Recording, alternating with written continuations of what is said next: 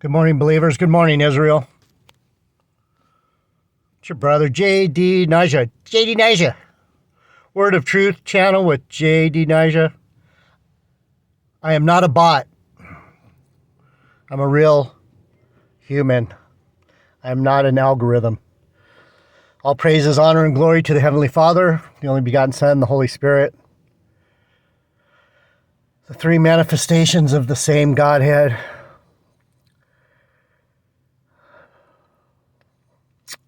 Good morning, good afternoon, good evening, whatever time it is, wherever you're at. I'm just going to start. I wanted to finish the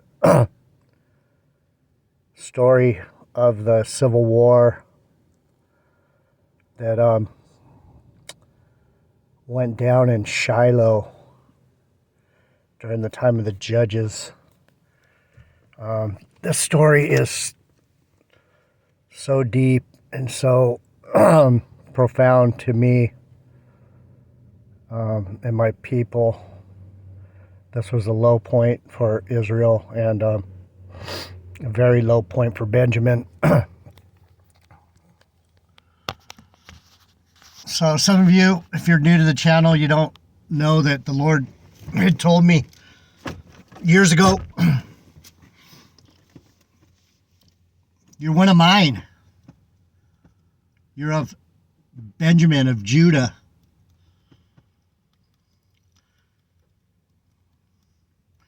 Little did I know what that was going to mean to my future at that time. So here I am. I understand what he means now.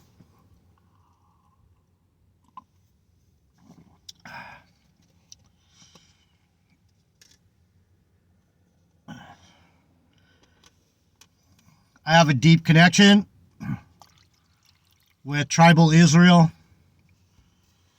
and the house of David, but I'm not going to go into that. Some of you that have been here for a long time know what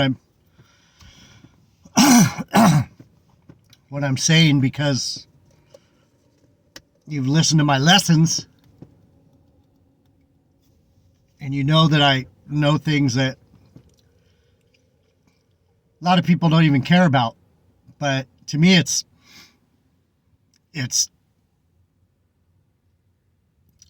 more than important. It's crucial for me to know who I am, because my mission can't be, my goal of my mission, my ministry has to be precision. It has to be. I can't just say what I want, do what I want, be who I want. I have to be who he says I am, and I have to do what he says to do. So it's not always easy to be under the Lord's thumb, but at the end of the day, being obedient beats the hell out of sacrifice. Welcome, everyone. Couple new subscribers. We got a new old one, this Melanie Love Lady. In, out, in, out. She does the same thing in her life as she does with her God studies. She she subscribes, she unsubscribes. She subscribes, she unsubscribes. These narcissists, they have no loyalty. And so you got to be careful. They're really good at pretending to be loyal. God, got a little frog again today. Sorry. All right. Gross. I'm not a bot. God darn it. Donna Feegley. There we go. Donna Feegley. Welcome, Donna. Mako Magic. X Vaughn. Heather Atkins. Messiah. Messiah's a vegetarian. Melanie Love Lady. Love Lady. She even steals people's names because she doesn't want to be who she is. She wants to be who she's not. She's not no love lady, that's for sure. That's a that's a bad advertisement. Stanford Tooth, my brother Most High Son, City of Trees, Captain Patton, C.C. Jones, Captain Patton, Mr. Harris, Sierra of a Moth, Crow's Wit, Moto X, Family, Yvonne, my neighbor, Yvonne Vaughn, Jake, Ted Derenberger, Matt Bingen, David Hook, beautiful, lovely Cindy Crow, Marty, Mind Thrills, Sackcloth Prophet, or the Angel in the Flesh, Josh Turnage, and Laurencio Elliott. Laurencio Elliott. He had a Spanish mom and a English dad. Laurencio Elliott. Right on, brother. So we were talking yesterday about the Civil War that was caused by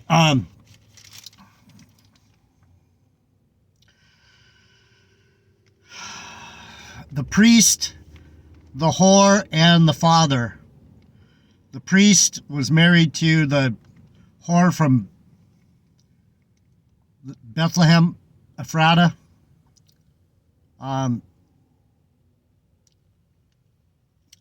And she split out on him. She went whoring around, and she went back to her father's house in by Jerusalem. But that time it was called Shiloh. So when you see Shiloh, remember that's where the Ark of the Covenant originally was. That was the original house of David. I'm not sure if it was near Hebron or not. It's somewhere right there close to Jerusalem. But anyway, he came out of Ephraim. I said he came out of Bethlehem and Ephrata, but he came out of Ephraim. So he was one of these he's one of these priests from the northern kingdom that had kind of went cuckoo, but he was smart enough to get a wife from Ephrata. He wanted one of the prime daughters of Zion. So he got this concubine, and it doesn't say if he was treating her wrong, treating her right, but she ended up whoring around and going back to her dad's. The Levite came down from Samaria, wanted his whore back, and ended up at the father's house where the woman was and was going to take her out of there, but a bunch of Benjamites showed up because they were in the land of Gibeah, and they ended up raping her because the dad wouldn't give up the Levite. So they were all making mistakes. The Levite should have never went back to get the whore. He should have let her go. Let her go. If she doesn't want to be there, let her go. I've learned that lesson. You can't make someone love you. But that being said, she, as a woman of Israel, and her father, they should have known that the way she was acting was going to cause trouble. And it did. So they were all making mistakes. The whore, the dad, the priest.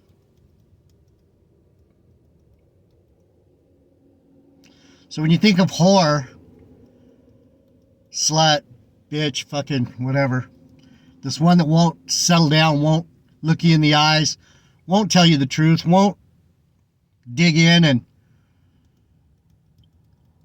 bring forth fruit, doesn't want to work the field and bring forth fruit, doesn't want to bring forth anything good. What they end up doing is they go into someone else's field, which is another religion. That's why she's a whore. She can't even stay with her people. She's a fornicator. She's thinking of other things other than bringing forth fruit onto Israel. Sorry. There goes my trauma kicking in.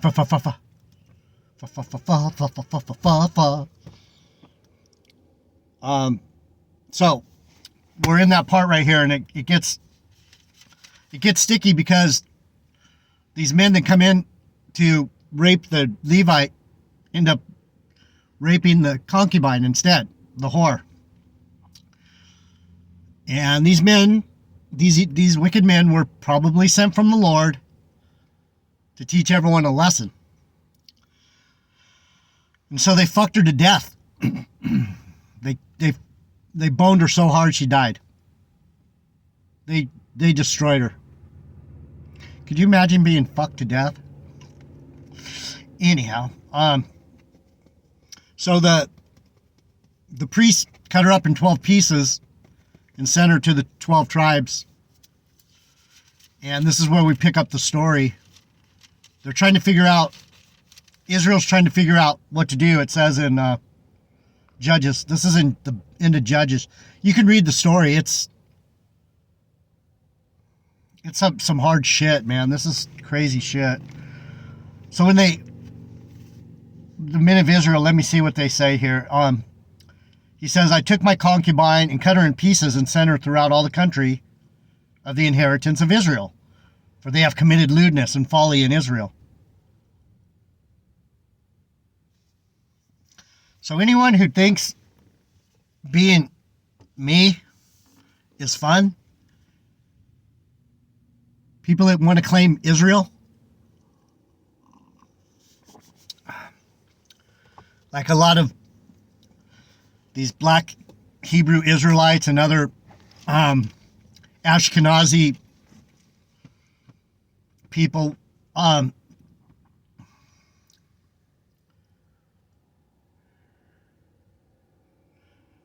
if you knew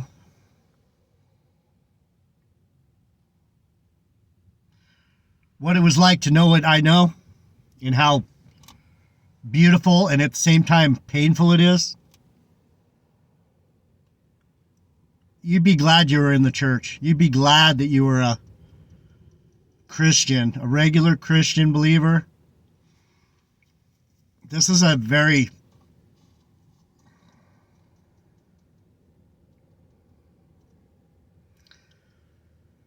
deep pit I'm in. Anyhow, they took the concubine, cut her in pieces because there was folly and lewdness in Israel. Those were my people that committed that murder, rape. Yeah, those were Benjamites. And the funny thing is we shoot from the left hand. So a lot of the things, these guys, the Lord brought those Benjamites for a reason. They were messengers of judgment. And so what happened is, let me get it. It says, behold, you are all children of Israel. Give here your advice and counsel. So the man's going, what are you going to do? What are you going to do? They cut her up. They raped her, killed her, and cut her up. What do you got? What are you going to do? And instead of going, what was the situation here? You came all the way from the hill country of Ephraim to come reclaim this piece of trash that got killed? She was a piece of trash, right? That's what you're saying? She ditched you and came back to her father's house? I think I went into this yesterday. But I want you to make sure you know what's going on here for real, for real. So instead of these, I'm going to get down to the point of the story is, instead of these men of Israel thinking and actually hearing the case, they jump to conclusions and they're like, we're going to get those men of Benjamin. It wasn't the Benjamites' fault. They were only there because the Lord sent them to make a lesson of these people. Dad, as soon as she showed up on your door, you should have said, me and you are going for a little journey, sis. Where are we going, Dad? Back to your husband's house. But he didn't do that. The Levite should have stayed put. The priest should have stayed put and said, I don't need that kind of nonsense. She wants to go back to her dad's house. Let the curse be on her and her fucked up father. You understand what I'm saying? And that's where we get when we get looped out in this society, because the society's telling you one thing, but your heart's telling you a whole nother thing. And if you listen to society, you're going to get dragged into that fucking wicked nonsense that these fucking Babylonian bitches out here are fucking pushing on us. You stay with your heart, the Lord gives you knowledge and wisdom like he's given me. I've stood by him. I can't do anything other than stand by him. And that's the beauty of it, is no matter how hard it gets out here, fuck these idiots. Fuck them. I'm standing by God. And that's the main part of the lesson. You got to know what's right and wrong. Yeah, it wasn't right for these men of Belial to go in there and do that, but God put that on their heart to go get that priest. First, it was him.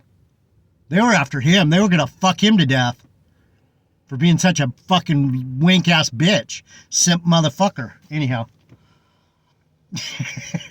How do you really feel, JD Nija? I'm pretty upset right now. I don't have anyone except you guys to listen. So anyhow, let's get into the Civil War part. So Israel unites. They come against Benjamin. And among the people of Benjamin, there were 700 chosen men left-handed. So when you think of these guys that came in to rape this whore, this concubine that was fucking out of her cotton-picking mind, going back to her dad when she should have been staying with her man. These men of Belial, the left hand is not the righteous hand.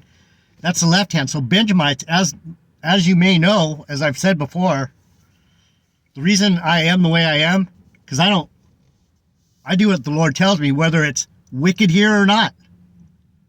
If he told me to tell all of you something, or tell this person that something, or tell that person, I have no qualms about it. Hurt somebody? Oh yeah, I've done that too.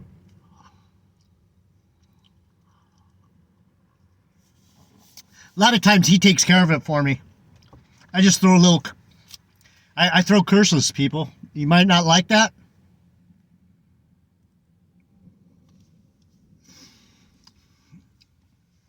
But, yeah, I could talk about that for a while. The men of Israel, besides Benjamin, were number 400. They all drew the sword, and they were chosen men, left-handed. Everyone could sling stones at a hair's breadth and not miss. What's that mean? Does that, in the story, does that mean that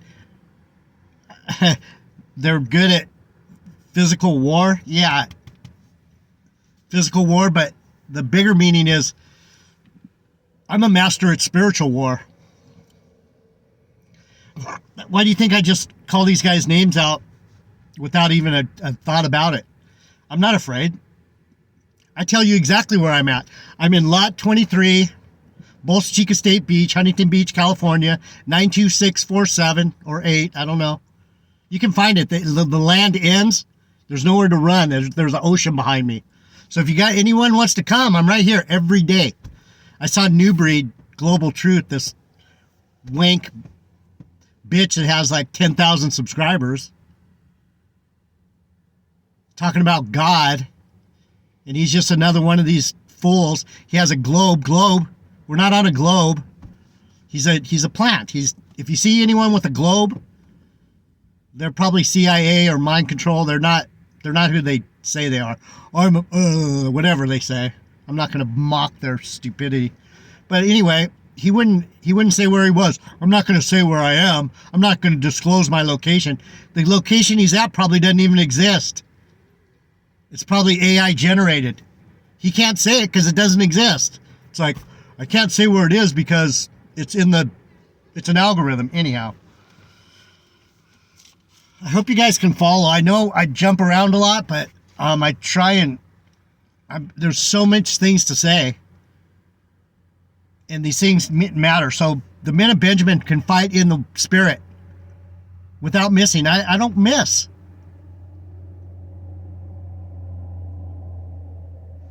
And that's what a lot of people that's what's interesting is I'm like a secret agent to these devils out here. They play me like I'm just another fool. I'm not another fool. I'm an angel. I'm an angelic divine son of David. I'm the fourth son. I'm Adonijah. I'm a motherfucker. But they don't know that. And so they make a lot of mistakes around me. Matthias just made a big mistake yesterday. I told him thanks for the shout out. He brought me up in the video. I wasn't going to listen to what he said about me because I don't care. I don't need to hear anything from him. He's not going to help me. He's going to try and tell me something? I don't think so. I don't have no king here. My king is in heaven. That's why David's not here. That's another reason David's not here. He's not my fucking king. That fat fuck? I don't think so. Anyway, let me read. And the men of Israel, besides Benjamin, so they're talking about the other team. And it says, who shall go up first against Benjamin?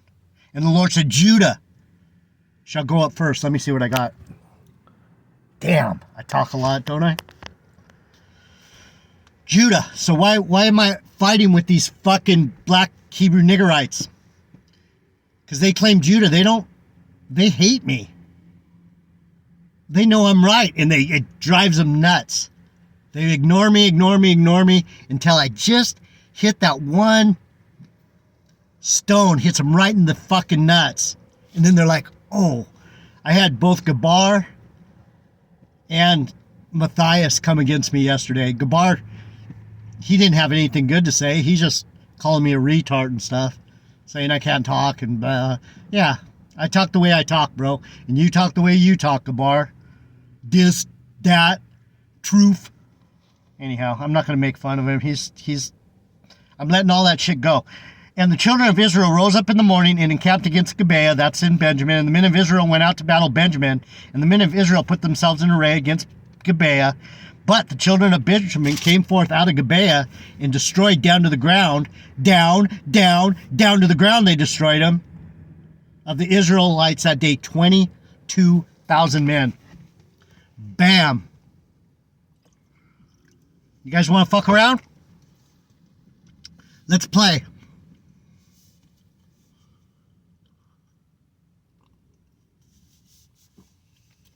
22,000 men.